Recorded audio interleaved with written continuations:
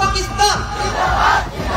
চট্টগ্রামের সন্দ্বীপ শান্ত নির্জন একটি উপকূলীয় দ্বীপ, কিন্তু গত রোববার এখানকার একটি কোরআন তেলাওয়াত সম্মেলন দেশজুড়ে আলোচনায় কেন্দ্রবিন্দুতে পরিণত হয়েছে। সোমবার সকাল থেকেই সামাজিক যোগাযোগ মাধ্যমে ছড়িয়ে পড়তে শুরু করে মাত্র 20 সেকেন্ডের একটি ভিডিও। সেই ভিডিওতেই দেখা যায় মঞ্চে একজন সঞ্চালক বিদেশি বক্তাদের পরিচয় দিচ্ছিলেন, আর ঠিক সেই সময়েই তিনি স্লোগান তুললেন পাকিস্তান পাকিস্তান, আর সমবেত জনতা সাড়া দিল জিন্দাবাদ জিন্দাবাদ। একটি ধর্মীয় প্রতিযোগিতা, তার মাঝে এমন স্লোগান, স্বাভাবিকভাবেই শুরু হয় তুমুল আলোচনা।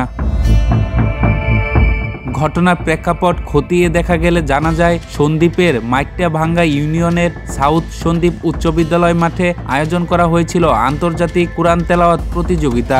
বিশ্বের বিভিন্ন দেশ থেকে বক্তারা অংশ নিতে এসেছিলেন, পাকিস্তান, মিশর সহ অন্যান্য দেশ। আয়োজকদের দাবি, বিদেশি বক্তাদের মঞ্চে বরণ করার সময় সঞ্চালক তাদের দেশের নাম ধরে স্লোগান দেন, ফলে পাকিস্তান থেকে আসা বক্তার ক্ষেত্রে পাকিস্তান জিন্দাবাদ বলা হয়। আবার মিশরের প্রতিযোগী উঠলে মিশর জিন্দাবাদ স্লোগান দেওয়া হয়। অর্থাৎ আয়োজকদের কাছে এটি ছিল স্বাগত জানানো, কিন্তু ভিডিওতে কেবল পাকিস্তান জিন্দাবাদ অংশ ভাইরাল হওয়ায় পুরো বিষয়টি অন্য অর্থে ব্যাখ্যা হতে শুরু করে।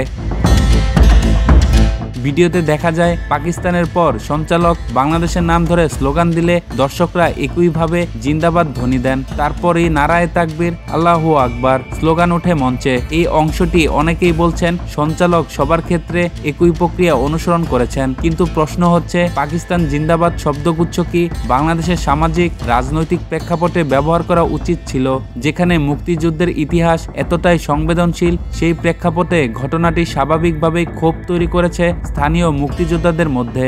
বীর মুক্তিযোদ্ধা ও উপজেলা বিএনপির সিনিয়র যুগ্ম আহ্বায়ক মোহাম্মদ সুলাইমান বাদশাহ স্পষ্ট ভাষায় বলেন, এটি দৃষ্টতাপূর্ণ এবং অগ্রহণযোগ্য।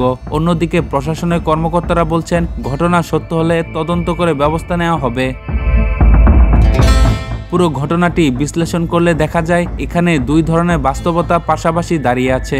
একদিকে একটি আন্তর্জাতিক ধর্মীয় অনুষ্ঠানে বিদেশি অতিথিকে স্বাগত জানাতে স্লোগান দেওয়া, যা আয়োজকদের ভাষ্যে একটি আনুষ্ঠানিকতা। অন্যদিকে জিন্দাবাদ শব্দটি এবং পাকিস্তানের নাম, যা বাংলাদেশের স্বাধীনতা সংগ্রামের স্মৃতিকে নাড়া দেয় এবং আবেগকে উত্তেজিত করে। ফলে প্রশ্ন উঠেছে, আন্তর্জাতিক অতিথিকে সম্মান দেখাতে গিয়ে কি আয়োজকদের আরও সংবেদনশীল হওয়া উচিত ছিল?